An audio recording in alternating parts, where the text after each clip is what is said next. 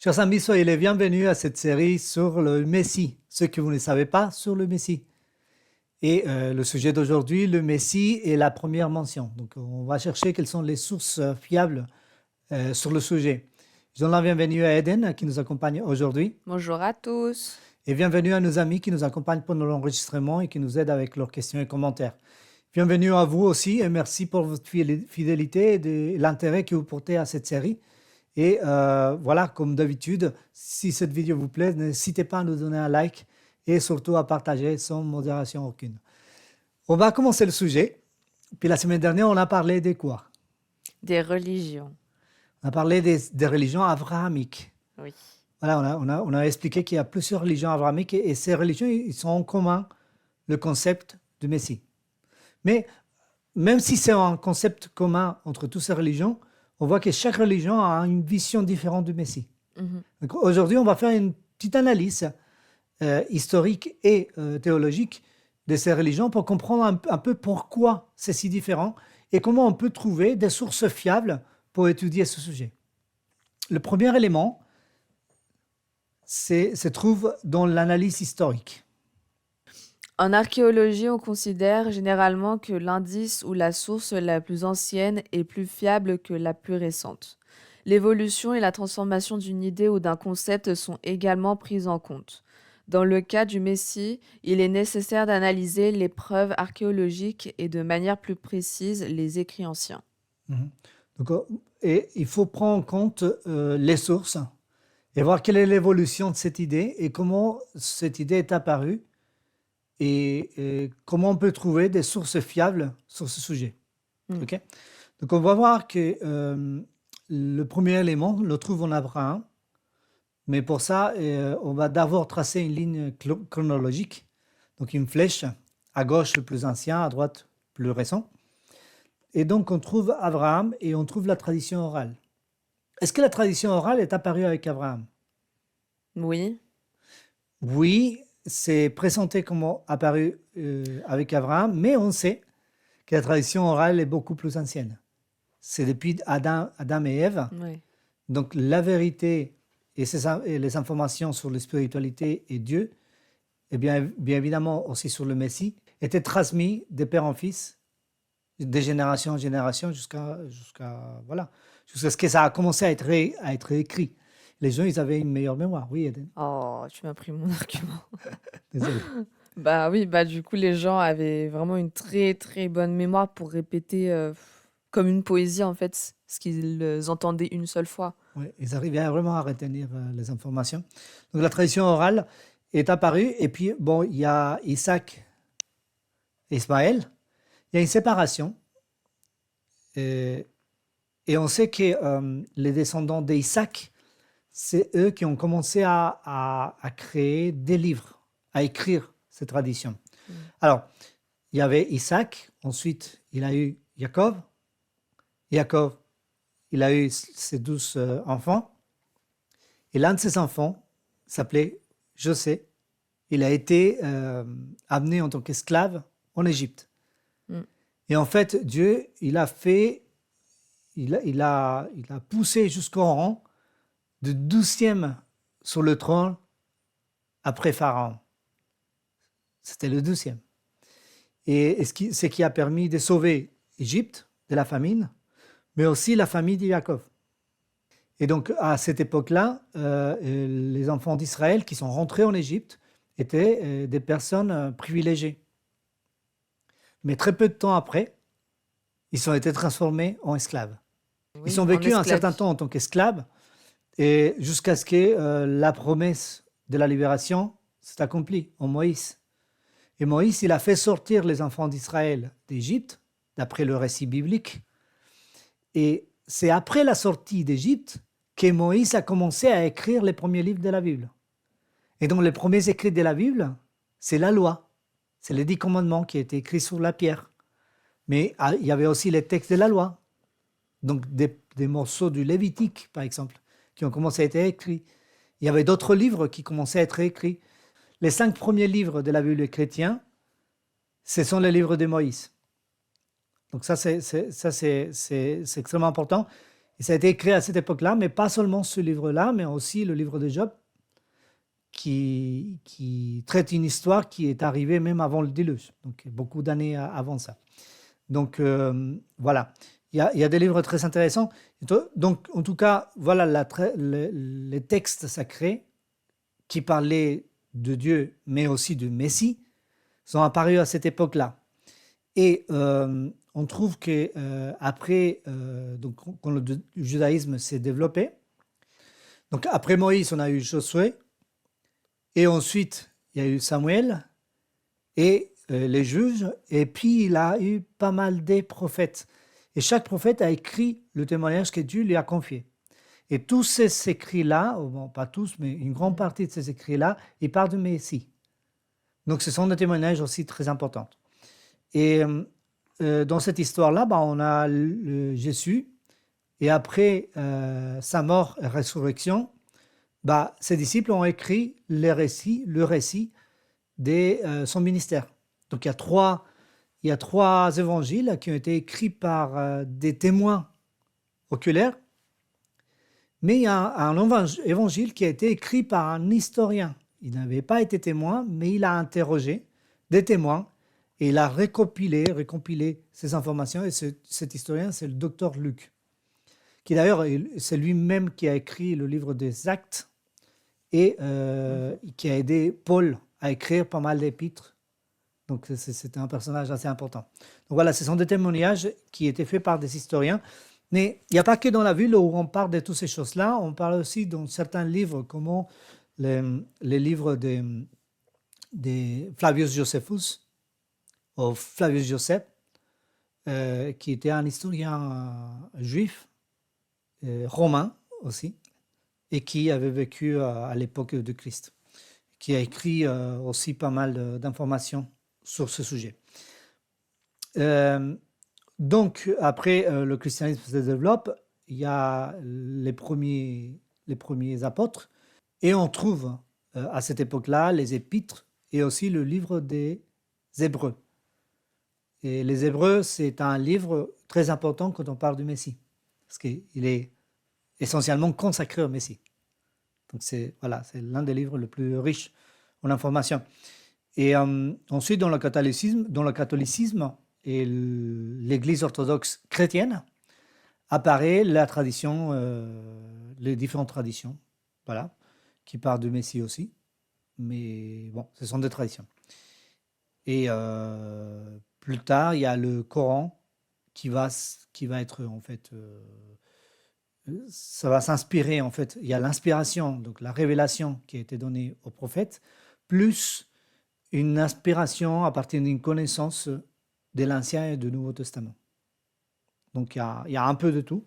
D'ailleurs, Jésus est reconnu comme un prophète dans le Coran. Donc ça, c'est la ligne historique et la façon dont l'idée du Messie a évolué et comment c'est apparu dans les différentes religions. Mais on va aller à un point de départ qui est un texte de la Bible qu'on a lu la semaine dernière. Et c'est la promesse qui a été faite à Abraham, qu'on trouve en Genèse 22, 18. Et toutes les nations de la terre se béniront en ta semence parce que tu as écouté ma voix. Ok, là j'ai fait exprès de choisir la Bible, la version Darby, parce que les autres versions, par exemple la Louis II en français, il dit toutes les nations de la terre seront bénies dans ta postérité. Ouais.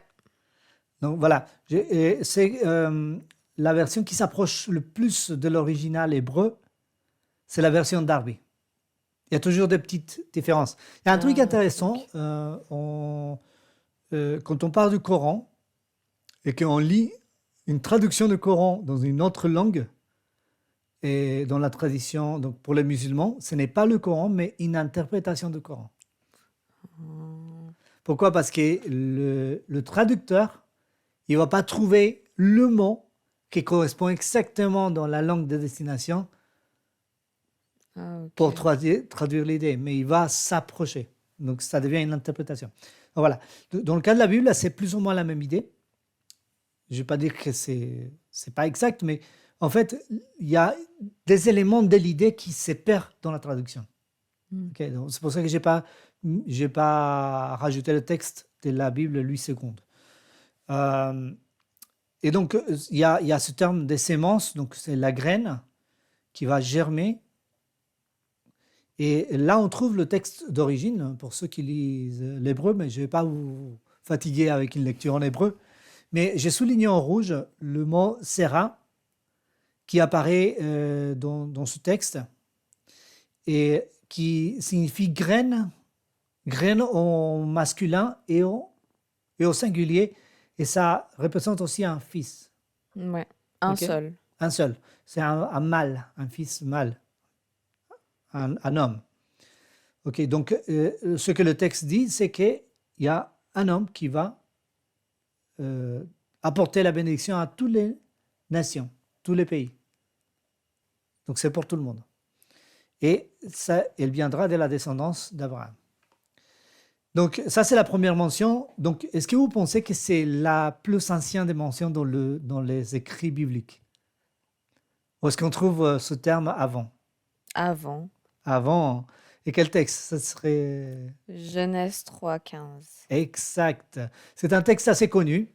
On considère aussi dans pas mal de cercles théologiques que Genèse 3,15, c'est le premier verset qui fait mention du Messie. Je mettrai une inimitié entre toi et la femme, entre ta postérité et sa postérité. Celle-ci t'écrasera la tête et tu lui blesseras le talon. Alors là, je fais exprès pour que vous voyez le contraste entre la version Louis II. Ça, c'est la version Louis II. Il parle de postérité. Dans la version Mm. Darby, il parle de sémence. C'est le même mot. Et je vous mets à l'écran le texte original en hébreu. Et j'ai souligné en rouge le mot Séra qui apparaît deux fois. Parce que dans le texte de Genèse 3,15, il y a deux fois le terme postérité. Il y a la postérité du serpent et il y a la postérité de la femme. Donc, c'est-à-dire un descendant du serpent qui représente le péché, qui représente le mal, Satan, va mordre au talon l'héritier ou la postérité de la femme, Mhm. qui est un homme, mais que celui-ci va blesser la postérité du serpent à la tête. Donc, il va le Ouais. tuer. Donc c'est mortel. Là, C'est mortel, c'est ça. Ok. Donc, on sait bien que le Messie devrait, selon ce texte, se battre contre le mal. Donc, c'est ce qu'on va analyser par la suite. Donc, voilà, on trouve que le texte de Séra, le terme Séra, qui implique la graine, Mhm. donc aussi un fils, un garçon qui devrait naître, est une promesse qui apparaît aussi dans Genèse 3,15. Donc, c'est un sujet qui est très ancien, et on va dire que c'est même à la racine, à la base des écrits de la Torah. Alors là, on parle de la Torah. Parce que la Genèse, c'est la Torah. Ok. Donc, c'est le livre Bereshit dans la Torah. C'est le même. En fait, la Torah, c'est une traduction. En fait, le Nouveau Testament, c'est une traduction des écrits sacrés des Juifs. Donc, on va faire aussi l'analyse théologique. Parce que, bon, ça, on a compris que le texte le plus ancien qui peut nous aider à comprendre ce sujet du Messie se trouve dans la Bible. Mais on va analyser les différences entre religions.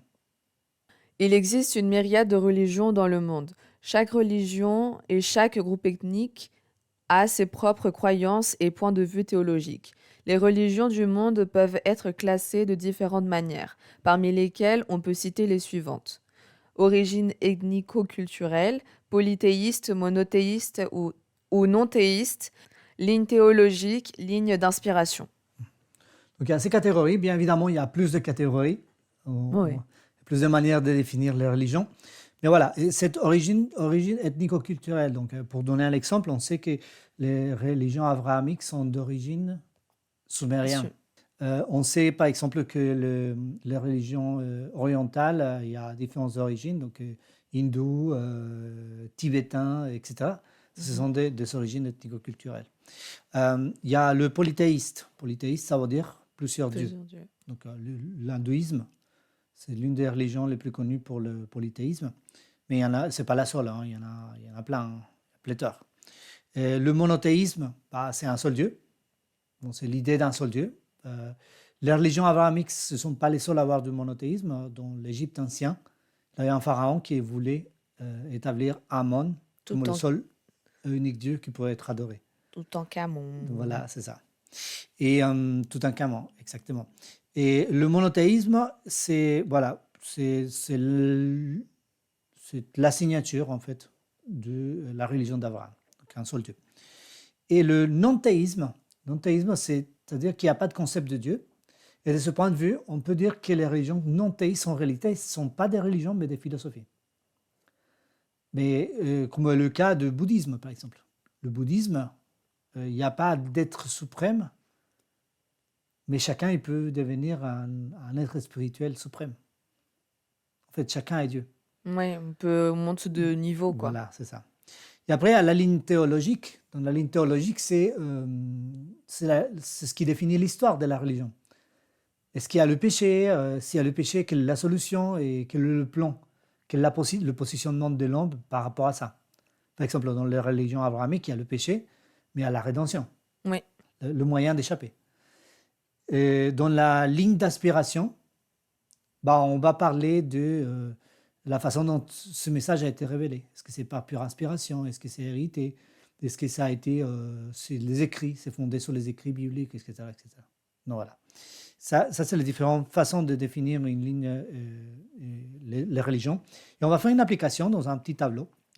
Je vous prie d'être patient parce que vous allez comprendre pourquoi c'est important de définir ça. Dans la ligne théologique, alors, donc la première religion de laquelle on va parler, bien évidemment, c'est l'islam, oui. une religion très importante aujourd'hui, d'origine abrahamique, monothéiste.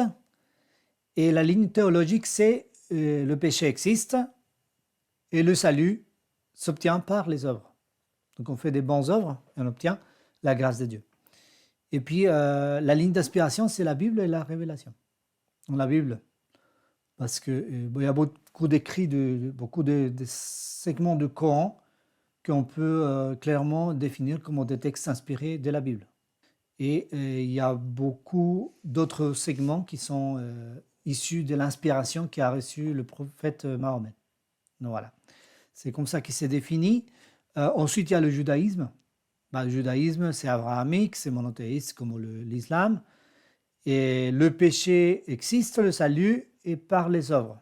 Je vous avais déjà montré le fameux livre Sefer HaMishvot, vous voyez ici à l'écran.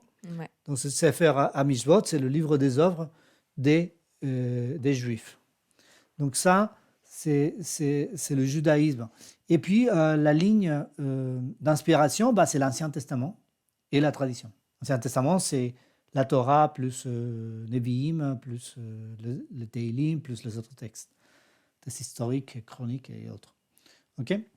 Donc c'est les Sefer HaKodesh. Et ensuite, il y a le christianisme, qui est la base d'autres religions aussi. Donc c'est abrahamique, c'est monothéiste, bien évidemment. Le péché existe, mais le salut s'obtient par la grâce. Donc c'est un cadeau de Dieu.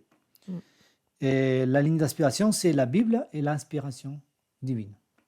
Okay? Ensuite, il y a le catholicisme, qui est dérivé du christianisme.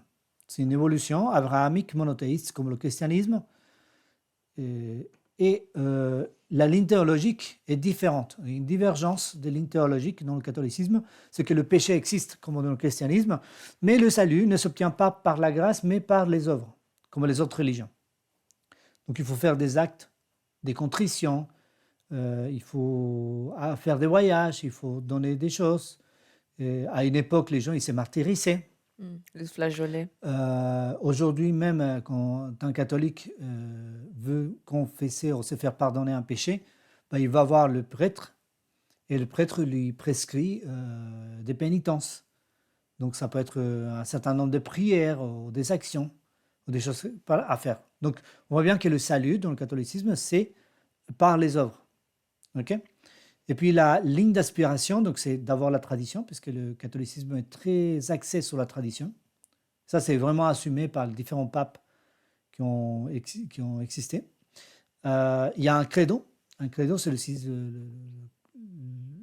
système de religion qui est monolithique, qui est établi. Et la Bible, c'est en troisième ligne. Le protestantisme qui est dérivé du catholicisme. Mhm. Donc vous connaissez l'histoire de Martin Martin Luther Luther. et le 95 thèses. Donc c'est une religion abrahamique monothéiste, comme toutes les autres. Et, il existe le péché, mais le salut est par la grâce, un peu comme le christianisme. Il y a une petite différence avec le christianisme primitif, et on va l'expliquer ultérieurement. Et la ligne d'inspiration, c'est la Bible, l'inspiration, le credo et la tradition. Mhm. Vous voyez, il y a quand même le credo et la tradition dans cette religion. Donc la religion orthodoxe, donc c'est le christianisme orthodoxe. J'explique aussi qu'il existe une religion orthodoxe, donc des orthodoxes chez les juifs. Orthodoxe vient de deux termes, orthos, recto, droite, et doxus, doctrine. Donc la doctrine qui est droite, la doctrine qui est correcte. Et ce nom a été adopté quand il y a eu la division et que les catholiques se sont séparés. Ils ont intégré un certain nombre des croyances et des traditions. Mhm. Et l'église d'Alexandrie a dit non, nous on continue à être droit. Et comme c'était une église grecque, ils ont dit nous on est orthodoxes. On va maintenir la doctrine droite. Mhm. Cependant, ils ont quand même accepté des credos, ils ont accepté des choses. On va le voir. Donc c'est abrahamique, monothéiste. Le salut est par les œuvres. Ils ont suivi la même divergence que les catholiques en se séparant de cette ligne théologique du christianisme. Et la ligne d'inspiration, c'est la tradition, le credo de la Bible, un peu comme le catholicisme. La seule différence, si vous voulez, c'est qu'ils n'acceptent pas le pape. Ouais. Mais sinon, après, c'est à peu près la même chose. Bien sûr, dans les rites, il y a certaines traditions qui sont différentes, mais globalement, c'est la même chose. Donc, l'hindouisme, d'origine hindoue, et c'est polythéiste, c'est-à-dire qu'il y a plusieurs dieux. Il y a un panthéon, donc il y a énormément de dieux. La ligne théologique, c'est qu'il n'y a pas de péché et il croit au karma. Okay? Il n'y a pas de péché, il y a des erreurs, mais pas de péché. Ouais. Okay? Et il croit que l'âme est immortelle, etc., etc. Et c'est la source d'inspiration, c'est révélation. Donc je pourrais dire aussi la tradition, mais bon. Le bouddhisme qui est pas tout à fait une religion, c'est plutôt une philosophie. On va l'analyser, c'est d'origine tibétaine, c'est non théiste, c'est-à-dire qu'il n'y a pas de divinité. Et il n'y a pas de péché. Et comme l'hindouisme, il croit aussi au karma. Et puis l'origine, c'est la révélation. Ok? Voilà les différences. Vous allez comprendre pourquoi tout ça, ça va voir avec le Messie. C'est qu'en fonction de la vision, on va avoir une version ou une autre du Messie. Parce qu'il y a autant de religions abrahamiques, ça se divise en plusieurs branches. Même au sein du judaïsme, il y a plusieurs branches. Donc, ce n'est pas détaillé une fois de plus, mais c'est juste pour expliquer le phénomène. Donc, on voit que les religions, ils sont différentes versions du Messie. Il y a les religions abrahamiques qui sont plusieurs branches, et à l'intérieur de chaque branche, il y a des divisions. Le concept du Messie et de sa mission dans les religions du monde dépend de sa ligne théologique. Tout dépend du concept tel que le péché, le rôle de la loi et le plan du salut. Voilà. Ça, ce sont des sujets qui vont faire qu'on ait une vision différente du Messie. Si le plan de salut est différent, si la conception qu'un groupe religieux a du plan de salut est différent d'une autre, bah aussi la figure du Messie va prendre une autre connotation. C'est ce qu'on va expliquer. Donc tout commence avec Abraham, et puis à cette première division. Attention, ça c'est pas un schéma, ce n'est pas un schéma historique, c'est un schéma théologique. Oui. Okay? Donc il y a deux branches qui sortent de religion abrahamique, le salut par les œuvres et le salut par la foi. Donc le salut par les œuvres se divise à son tour en plusieurs branches. Et ces branches, c'est l'islam, qui croit que le salut est par les œuvres. Ça vient d'Abraham. Le samaritanisme, pareil. Le judaïsme, l'église orthodoxe et l'église catholique. À son tour, le salut par la foi on trouve une branche dans le protestantisme. Il y a énormément d'églises protestantes. Il y a les luthérains, les pentecôtistes, il y a les baptistes, les évangéliques, Ouais. etc., etc. Donc il y a beaucoup d'églises protestantes dans le monde. Et alors, si on revient au salut par les œuvres, ça donne quoi? Ça donne un Messie plutôt leader, un Messie juge et un libérateur de l'oppression, mais l'oppression de ce monde. Je donne un exemple. Pour les Juifs, à l'époque du Christ, ils attendaient un Messie Un Messie soldat militaire, un militaire. Messie politique, un Messie roi. Mhm. Pour les musulmans, ils attendent un Messie plutôt justicier qui va combattre un personnage appelé l'Antichrist et qui va répondre la vérité et qui va imposer la loi. Mhm. Ok. Pour le samaritanisme, c'est pareil. Pour le judaïsme, l'Église orthodoxe et catholique. Après, l'Église orthodoxe et l'Église catholique, je veux mettre ces sujets-là en parenthèse une seconde, mais d'avant ça, je vais parler du protestantisme. Donc, le protestantisme a une vision différente du plan de salut, donc la justification par la foi. Ça donne un Messie libérateur du joug du péché. C'est-à-dire que c'est dans une orientation plus spirituelle que physique sur cette terre. Okay. Donc ça, c'est intéressant. Puis dans le judaïsme aussi, il y a Maïmonide qui a sorti aussi des théories sur le Messie qui approchent un peu de cette vision chrétienne, mais pas tout à fait. Bon, en fin de compte, il y a des religions qui ont une vision un peu intermédiaire, en fait, un peu partagée entre les deux, et c'est les religions orthodoxes et catholiques, puisque c'est une position intermédiaire, c'est qu'à la fois c'est un Messie leader, un Messie juge, un être supérieur, et en même temps un libérateur. Mais c'est un libérateur qu'il ne faut pas approcher. Donc du coup, il faut établir un intermédiaire, et cet intermédiaire, c'est Marie. Mm. C'est pour ça que finalement, le personnage central de ces religions, c'est la Vierge Marie. Ouais. Et même les saints, il y a des saints qu'il faut adorer, qu'il faut offrir des prières pour qu'ils intercèdent auprès de Jésus. Donc il y a plein d'intermédiaires dans ces religions-là. C'est pour ça tous les icônes, etc. Et c'est contre quoi avait protesté Martin Luther. Ouais. Ok. Donc cette position intermédiaire, c'est le fruit d'un mélange de concepts. Donc on voit bien qu'en fonction de l'orientation du plan de salut, on a une vision. Maintenant, ça c'est la religion dans le monde. Mais la vraie question, et je pense que c'est celle qui vous intéresse si vous suivez cette série, c'est qu'est-ce qui dit la Bible à propos du Messie? Parce qu'on a bien établi que la Bible, c'est le témoignage le plus sûr que nous avons à notre portée sur le sujet du Messie. Mhm. Mais la question est, et qu'est-ce qui dit la Bible du Messie et ça fonctionne? C'est ça qui est important dans le sujet. Donc, on va le découvrir à travers cette série. Je vous invite. Mais avant ça, on avait eu des questions qui ont été posées dans le sujet précédent. On voulait les partager avec vous. Certaines de ces questions, je les ai déjà un peu abordées dans le sujet en français, donc je me suis un peu avancé. Je vais laisser Eden nous lire ces différentes questions. Alors, Doris avait dit, vous aviez expliqué à propos des orthodoxes, mais je ne comprends pas la différence avec les juifs orthodoxes. Oui. Donc j'ai expliqué ça donc, tout à l'heure, je vais revenir là-dessus. C'est que le terme orthodoxe signifie avoir une doctrine droite ou correcte. Et c'est le terme qui s'est auto-attribué certains groupes de personnes qui considèrent être dans la bonne doctrine. Et dans le cas des chrétiens orthodoxes, ce sont des chrétiens qui considèrent avoir une doctrine pure et droite. Mais dans le cas des juifs, c'est pareil. Parce que dans le judaïsme, il y a plusieurs branches. Mhm. Et donc, il y a certains groupes de personnes très attachées à la tradition qui ont considéré comme une aberration ces divergences d'opinion. Et ils ont considéré qu'eux, ils avaient la bonne religion, qu'ils avaient la bonne démarche et que leur doctrine était pure. Donc, ils se considèrent orthodoxes.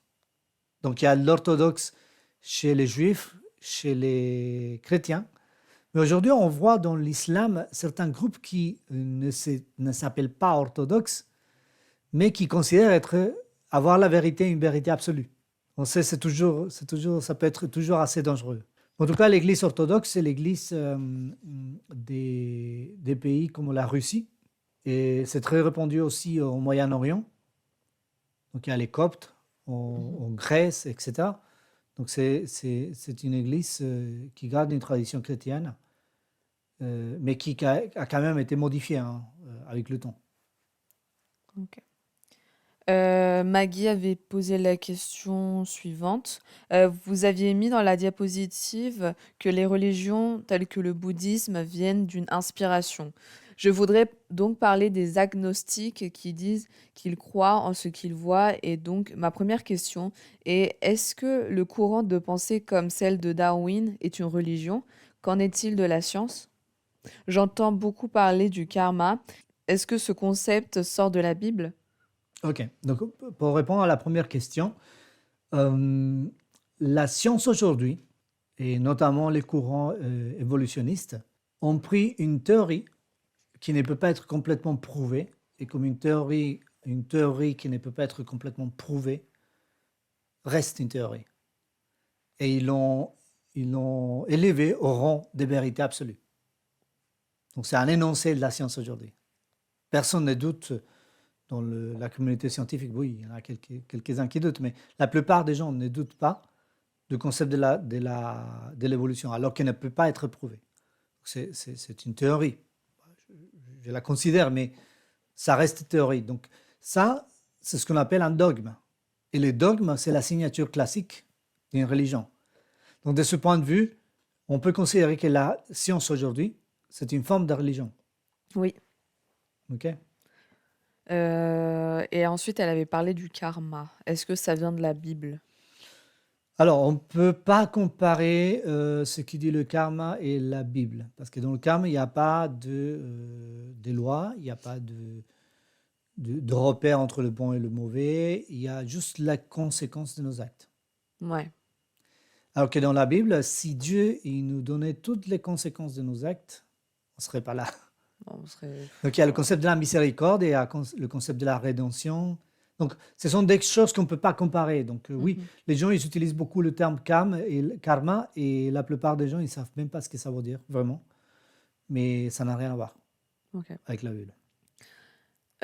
Doris avait posé la question suivante. Vu qu'on parlait du karma, comment répondre à une personne qui fait un commentaire sur le karma? Bah, on n'est pas obligé de répondre à tout. Je pense que ça dépend, hein. Ça dépend ce que la personne, le niveau de connaissance, le niveau de compréhension que cette personne a de ce sujet-là. Parce que le terme karma, c'est devenu un terme familier.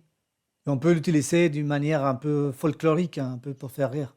Ouais. Genre, il a eu ce qu'il méritait. Ouais. Mais c'est juste une expression et les gens, ils ne savent pas vraiment ce que ça veut dire. Donc, c'est ça, c'est ça. C'est pour ça que des fois, c'est même pas la peine de rentrer dedans. Après, si c'est dans une discussion sur de la théologie, oui, on peut expliquer. Oui, le karma, ça existe dans le bouddhisme, ça existe dans l'hindouisme, ça existe dans d'autres religions. Mais dans la Bible, non, il n'y a pas de karma. Ok. Et pour Mais finir, il y a bien une notion de jugement. oui, Oui, ouais. ça oui. Oui, Du excuse-moi. coup, pour finir, Myriam avait posé la question suivante. Pourquoi les personnes disent que nous descendons des singes? Oui, enfin, ça, c'est l'un des énoncés de l'évolutionnisme. Est-ce que nous avons la preuve? Pour beaucoup de scientifiques, oui. Pour beaucoup d'autres, non. Donc, c'est un sujet à débat. Je ne pense pas on puisse établir un lien direct. D'ailleurs, il y a toujours ce qu'on appelle le maillon manquant Ouais. de cette chaîne, parce qu'on voit la ligne évolutive et qu'il y a des éléments qui nous manquent. Mais en se basant sur les comparaisons d'ordre anatomique, bah, les scientifiques ont conclu qu'on est dans une ligne évolutive en descendant du singe. Ouais. Mais bon, c'est leur croyance, je le respecte, je ne le partage pas. Le créationnisme dit autre chose. Et on voit bien que d'un point de vue dogmatique, bah, le créationnisme est aussi dogmatique que l'évolutionnisme. Donc on peut en discuter librement. Le débat est ouvert. Chers amis, je vous remercie pour votre attention et pour votre fidélité. Merci d'avoir suivi cette vidéo. Fois de plus, si vous l'aimez, ne doutez pas à nous donner un like et puis à partager avec vos amis et à tout le monde, sans modération. Et je remercie Eden pour nous accompagner dans cette vidéo, Avec nous avoir plaisir. accompagnés. Et puis à nos amis aussi qui nous ont accompagnés pour l'enregistrement. Merci beaucoup. Merci à vous pour votre fidélité. On se voit dans 15 jours avec la suite de ces sujets. Et je vous assure, ça va être très intéressant parce qu'on commence vraiment à démêler tout ça. Ce sujet du Messie, il y a beaucoup de gens qui en parlent, mais est-ce qu'on sait vraiment ce que ça veut dire? Et là, on a établi une ligne pour étudier et voir qu'est-ce qu'il dit la Bible sur le sujet du Messie. On va découvrir beaucoup de choses. En tout cas, merci, que Dieu vous bénisse et que Dieu bénisse votre curiosité. Et à dans 2 semaines. Bye bye. Au revoir.